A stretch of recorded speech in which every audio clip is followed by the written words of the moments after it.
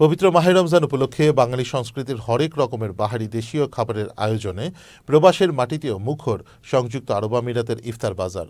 দেশ কিংবা বিদেশ বাঙালিদের ইফতারিতে ছোলা, মুড়ি, বেগুনি, জিলাপির মতো মুখরোচক খাবার থাকাটাই যেন রীতি।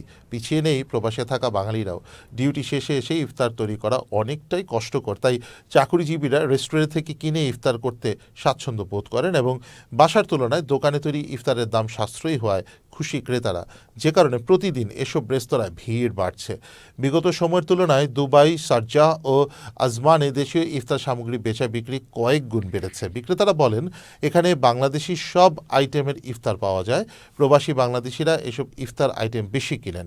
দুবাইয়ের দেরাতে বাংলাদেশি মালিকানাধীন ব্রেকফাস্ট, ঢাকা দরবার, মনপুরা, ইকরা এসব রেস্টুরেন্টগুলোতে ঐতিহ্যবাহী বাংলাদেশি স্বাদে ইফতার তৈরি করায় প্রথম দিনে ক্রেতাদের ভিড় বাড়ছে বলে জানান রেস্টুরেন্টগুলোর মালিক ও কর্মচারীরা।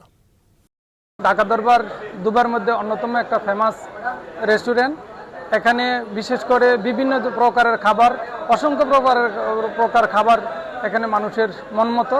তো প্রথম রমজানে আলহামদুলিল্লাহ আসর নামাজের পর থেকেই কাস্টমারের একটা ডল বললেই চলে। আলহামদুলিল্লাহ আমাদের ঢাকা দরবার প্রতি বছরে আমরা এই লিগে ইফতারের লিগে সুস্বাদু খাবারের লিগে আমরা বিক্রি করি। প্রবাসীদের কথা চিন্তা করে আমরা এই প্রথম দুবাইতে মনপুরা রেস্টুরেন্টের পক্ষ থেকে 6 টাকার একটা প্যাকেজ চালু করছি। আমাদের আগে ঐতিহ্যবাহী ছিল এখনো, আর মনপুরা যখন এবছরে এই ডেরার মধ্যে নতুন আছে, এই প্যাকেজটা আমরা নতুন করে সাজিয়েছি আবার।